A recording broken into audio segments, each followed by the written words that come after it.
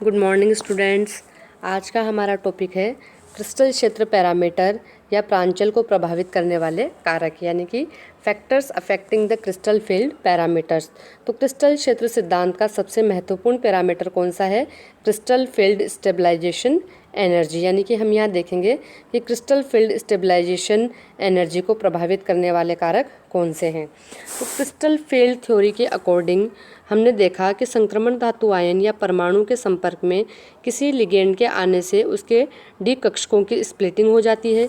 Ligand की nature, complex की geometry आदि के हिसाब से ईजी और टी2जी कक्षकों का स्प्लिटिंग होता है। ठीक है, तो जब एक ऑक्टाहेड्रल कॉम्प्लेक्स बन रहा होता है तो टी2जी कक्षकों की ऊर्जा जो है वो डी कक्षकों की औसत ऊर्जा से -0.4 डेल्टा ओ ऊर्जा कम हो जाती है, जबकि ईजी कक्षकों की ऊर्जा डी कक्षकों की औसत ऊर्जा से +0.6 डेल्टा ओ ऊर्जा अधिक हो जाती है। ठीक है, और ऐसा होने के पश्चात डी कक्षकों में इलेक्ट्रॉनों का रीडिस्ट्रीब्यूशन होता है और इस पूरे प्रक्रम में जो ऊर्जा मुक्त होती है उसे हम कहते हैं क्रिस्टल फील्ड स्टेबलाइजेशन एनर्जी। यानी कि ऑक्टाहेड्रल कॉम्प्लेक्सेस के लिए क्रिस्टल फील्ड स्टेबलाइजेशन एनर्जी क्या होती है? -0.4 गुणा number of electron present in T two g orbital गुणा delta O plus 0.6 number of electron present in e g orbital गुणा डेल्टा ओ। ठीक है, फॉर एग्जांपल हम यहाँ चर्चा कर रहे हैं टाइटेनियम H2O का होल 6+3 कॉम्प्लेक्स में टाइटेनियम +3 का इलेक्ट्रॉनिक कॉन्फ़िगरेशन D1 है। यदि टाइटेनियम एक सरल आयन यानी कि टाइटेनियम +3 के रूप में है तो इसका जो एक अयुग्मित इलेक्ट्रॉन है वो किसी एक डी कक्षक में होगा। अब यदि इसका हेक्सा एक्वा संकुल बने तो लिगेंड के रूप में जल के 6 अणु जो है वो टाइटेनियम +3 आयन की तरफ अप्रोच करेंगे। इससे डी ऑर्बिटल्स की स्प्लिटिंग हो जाएगी और टी2जी कक्षक जो है वो औसत से कम ऊर्जा स्तर पर चले जाएंगे। तो स्वाभाविक है कि अब यह जो अयुग्मित इलेक्ट्रॉन है वो किसी भी एक टी2जी कक्षक में आ जाएगा और कम ऊर्जा स्तर पर आने से इसकी स्टेबिलिटी का मान बढ़ जाएगा। ठीक है, तो किसी संकुल के लिए डेल्टा ओ के मान को ज्ञात करने के लिए उसका अल्ट्रावायलेट एंड विजिबल स्पेक्ट्रम लिया जाता है। ठीक है, यानी कि डेल्टा ओ के मान को ज्ञात करने के लिए हम किसका उपयोग करते हैं? अल्ट्रावायलेट एंड विजिबल स्पेक्ट्रम का। ठीक है, तो यहाँ पर छोटा क्वेश्चन बन सकता है, आधे नंबर का पूछा जा सकता है आपसे। ऑब्जेक्टिव क्वेश्चन भी यहाँ से बन सकता है कि डेल्टा ओ का मान किससे ज्ञात किया जाता है। तो याद रहना चाहिए आपको अल्ट्रावायलेट एंड विजिबल स्पेक्ट्रम से डेल्टा ओ के मान यानी कि क्रिस्टल फील्ड स्टेबलाइजेशन एनर्जी के मान ज्ञात किए जाते हैं। ठीक है, तो टाइटेनियम H2O का होल 6+3 संकुल का यूवी स्पेक्ट्रम यानी कि अल्ट्रावायलेट एंड विजिबल स्पेक्ट्रम चित्र 20 में दिखाया गया है। तो स्पेक्ट्रम का अवलोकन करने से हमें क्या पता चलता है कि यौगिक 20,300 सेंटीमीटर इनवर्स आवृत्ति पर उच्चतम अवशोषण द्वारा एक कम आवृत्ति वाली चौड़ी बैंड प्राप्त होती है। तो बैंड की आवृत्ति कम और चौड़ाई अधिक होने का कारण है आपके यहाँ पे फॉरबिडन ट्रांजिशन। ठीक है, तो लेपार्ड के नियम के अनुसार वही ट्रांजिशन अलाउड होते हैं जिनके लिए डेल्टा एल +-1 हो। ठीक है, लेकिन चूंकि यहाँ हम देखते हैं कि यहाँ डीडी ट्रांजिशंस होते हैं टाइटेनियम H2O का होल 6+3 में, तो जो डीडी ट्रांजिशन है वो लेपर्ड फॉरबिडन है, क्योंकि लेपर्ड फॉरबिडन होने का कारण क्या है कि डेल्टा एल बराबर 0 है, क्योंकि हम यहाँ देख रहे हैं कि डी ऑर्बिटल से डी ऑर्बिटल में ही ट्रांजिशन हो रहा है, इसलिए डेल्टा एल का मान क्या हो गया? 0। ठीक है, तो ये लेपर्ड फॉरबिडन ट्रांजिशन है और लेपर्ड फॉरबिडन ट्रांजिशन होने के कारण ही अवशोषण बैंड जो है वो कम आवृत्ति वाला और चौड़ा बैंड यहाँ पे प्राप्त होता है। ठीक है, अब है आपके वर्जित ट्रांजिशन के कारण यानी कि फॉरबिडन ट्रांजिशन के कारण ही टाइटेनियम H2O का होल 6+3 का यूवी स्पेक्ट्रम बैंड जो है वो अपेक्षा से अधिक चौड़ा प्राप्त होता है। तो ये क्वेश्चन आपसे पूछा जा सकता है कि जो टाइटेनियम H2O का होल 6+3 आयन का अल्ट्रावायलेट विजिबल स्पेक्ट्रम बैंड जो है वो चौड़ा और कम आवृत्ति वाला क्यों प्राप्त होता है? तो सीधा सा रीजन है यहाँ पे due to Laporte forbidden transition, क्योंकि यहाँ डीडी ट्रांजिशन होते हैं जो कि लेपर्ड फॉरबिडन है, लेपर्ड अलाउड नहीं है। ठीक है, तो अब इस कॉम्प्लेक्स के लिए हम क्रिस्टल फील्ड स्टेबलाइजेशन एनर्जी का कैलकुलेशन करें तो ऊर्जा का 1 किलो जूल प्रति मोल आवृत्ति के 83.7 सेंटीमीटर इनवर्स के तुल्य होता है। ठीक है, इसलिए डेल्टा ओ बराबर 20,300/83.7। ठीक है, तो ये 20,300 सेंटीमीटर इनवर्स किस में बदल गया, किलो जूल पर मोल में बदल गया, यानी कि 243 किलो जूल पर मोल। ठीक है, अब देखेंगे टाइटेनियम H2O का होल 6+3 के लिए CFSE। अब हमने देखा कि T2G में एक इलेक्ट्रॉन उपस्थित है तो N की वैल्यू को 1 रख दिया, और EG में इलेक्ट्रॉनों की संख्या 0 है तो 0 रख दिया, और डेल्टा O के मान को रख दिया 243 किलो जूल प्रति मोल। तो यहाँ से CFSE का मान निकल के आ गया -97 किलो जूल पर मोल। ठीक है, इसी प्रकार से जो है आपके जलयोजित टाइटेनियम थर्ड आयन के लिए लैम्डा मैक्स 5000 एंगस्ट्रॉम है। तो T2G और EG कक्षकों के लिए ऊर्जा अंतराल को ज्ञात कीजिए, है ना। और T2G और EG कक्षकों के लिए ऊर्जा अंतराल का मतलब क्या पूछा गया है आपसे, डेल्टा O।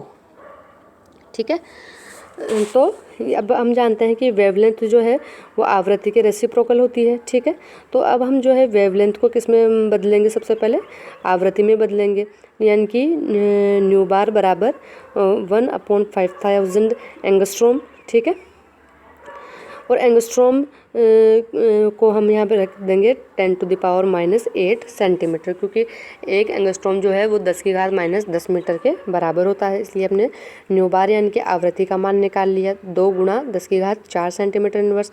अब हम जानते हैं कि 1 किलो जूल बराबर कितनी आवृत्ति की होता है, 83.7 सेंटीमीटर इनवर्स के। ठीक है, तो यहाँ पे हम क्या करेंगे कि इसमें 83.7 का भाग देंगे और इसे किलो जूल में बदल लेंगे, सेंटीमीटर इनवर्स को। ठीक है, तो यहाँ पे 238.95 किलो जूल आ गया डेल्टा ओ का मान। ठीक है, तो एक सामान्य कथन इस प्रकार से दिया जा सकता है कि D1 विन्यास के लिए CFSE का मान जो है वो -0.4 डेल्टा ओ के बराबर होगा। ठीक है, तो इसी प्रकार से D2 विन्यास के लिए इसका मान जो है वो 2 × -0.4 डेल्टा O के बराबर होगा। ठीक है, जिसमें 2 इलेक्ट्रॉन जो है वो हुंडे के नियमानुसार अयुग्मित अवस्था में T2G कक्षकों में ही भरे जाएंगे। और इसी प्रकार से D3 विन्यास के लिए CFSE का मान क्या होगा, 3 × -0.4 डेल्टा O, यानी कि -1.2 डेल्टा O। लेकिन D4 विन्यास के लिए इलेक्ट्रॉनों की व्यवस्था 2 प्रकार से हो सकती है, डिपेंड करता है लिगेंड की स्ट्रेंथ पर। ठीक है, अगर स्ट्रॉन्ग फील्ड लिगेंड है तो यहाँ पर चौथा इलेक्ट्रॉन जो है वो T2G कक्षकों में ही जाएगा और इलेक्ट्रॉनों की पेयरिंग चालू हो जाएगी। ठीक है, तो आपके CFSE का मान जो है वो 4 × -0.4 डेल्टा O, यानी कि -1.6 डेल्टा O होगी। और अगर आपके वीक फील्ड लिगेंड है तो वीक फील्ड लिगेंड होने की स्थिति में पेयरिंग नहीं होगी और इलेक्ट्रॉन जो है वो EG सेट में चला जाएगा। तो इस स्थिति में आपके CFSE का मान जो है वो क्या हो जाएगा, वो हो जाएगा आपके -0.6 डेल्टा O। ठीक है, यानी कि इस स्थिति में वीक फील्ड लिगेंड की स्थिति में आपके हाई स्पिन कॉम्प्लेक्स बनेगा। ठीक है, तो उपयुक्त दोनों में से इलेक्ट्रॉनों की कौन सी व्यवस्था हो वो इस बात पर निर्भर करती है कि एक इलेक्ट्रॉन को उच्च ऊर्जा स्तर वाले EG कक्षकों में जाने से अधिक ऊर्जा की आवश्यकता है अथवा T2G कक्षक में इलेक्ट्रॉनों के युग्मित होने में अधिक ऊर्जा की आवश्यकता पड़ेगी।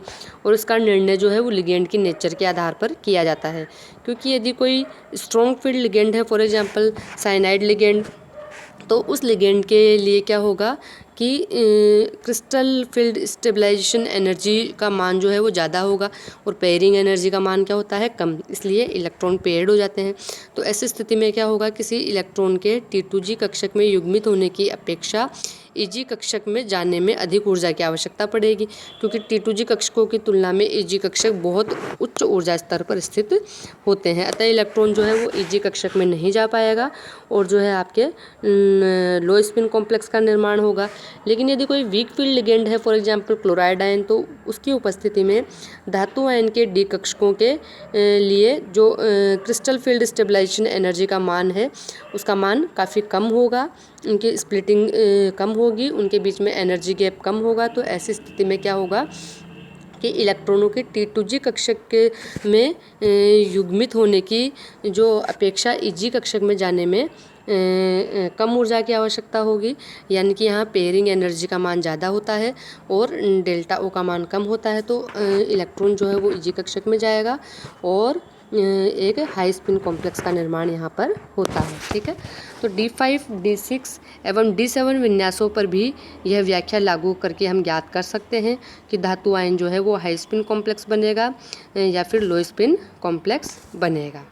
ठीक है, तो इलेक्ट्रॉनिक विन्यास D0, D8, D9 एवं D10 के लिए लिगेंड चाहे स्ट्रॉन्ग फील्ड हो या चाहे वीक फील्ड हो, इलेक्ट्रॉनिक व्यवस्था समान ही रहेगी, यानी कि इनके लिए CFSE के मान समान रहेंगे। साथ ही साथ D0 और D10 विन्यासों के लिए CFSE का मान सदैव 0 रहता है। ठीक है, तो उपयुक्त के विपरीत यदि एक चतुष्फलकीय संकुल बन रहा होगा तो उसके लिए D कक्षकों के विभाजन जो है विपरीत दिशा में होंगे। ठीक है, फॉर एग्जाम्पल, और ऐसा क्यों होगा कि इसकी चर्चा हम पहले वीडियो में कर चुके हैं, क्योंकि यहाँ पर जो है सभी D कक्षकों के जो है लिगेंड जो अप्रोच करते हैं D कक्षकों की ओर, वो जो है कभी भी बिल्कुल अक्षों की ओर से अप्रोच न करके जो है अक्षों के बीच में जो पालियाँ उपस्थित है D ऑर्बिटल्स की, उनकी ओर अप्रोच करते हैं। तो D1 विन्यास के लिए इसका विभाजन चित्रानुसार होगा और इसके लिए हम CFSE के मान को आसानी से कैलकुलेट कर सकते हैं, यानी कि CFSE फॉर टेट्राहेड्रल कॉम्प्लेक्सेस क्या होगा, plus 0.4 NT2 minus 0.6 NE bracket बंद डेल्टा T। ठीक है, तो तुलना के लिए इस मान को हम डेल्टा O के रूप में प्रदर्शित कर सकते हैं और हम जानते हैं कि डेल्टा T बराबर क्या होता है, 4/9 डेल्टा O। ठीक है, तो D1 विन्यास के लिए अष्टफलकीय क्षेत्र में CFSE का मान क्या होगा, माइनस 0.4 डेल्टा O, अर्थात चतुष्फलकीय क्षेत्र में CFSE का मान अष्टफलकीय क्षेत्र की तुलना में कितना कम हुआ, 0.13 डेल्टा O कम हुआ। इसी प्रकार से समस्त विन्यासों के लिए यह मान क्या होता है, कम, यानी कि अष्टफलकीय कॉम्प्लेक्स जब बनता है तो CFSE का मान जो है वो ज़्यादा प्राप्त होता है ऋणात्मक में हमें, लेकिन जब यही चतुष्फलकीय कॉम्प्लेक्स बनता है तो हमें CFSE का मान कम ऋणात्मक प्राप्त होता है, जिससे पता चलता है कि अष्टफलकीय संकुल चतुष्फलकीय संकुलों की तुलना में ज़्यादा स्थायी होते हैं।